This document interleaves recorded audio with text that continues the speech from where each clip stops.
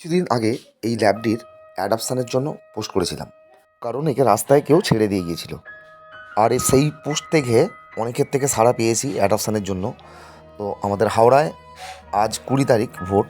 তো ভোট মিটে গেলেই একে অ্যাডাপশানের জন্য দেওয়া হবে।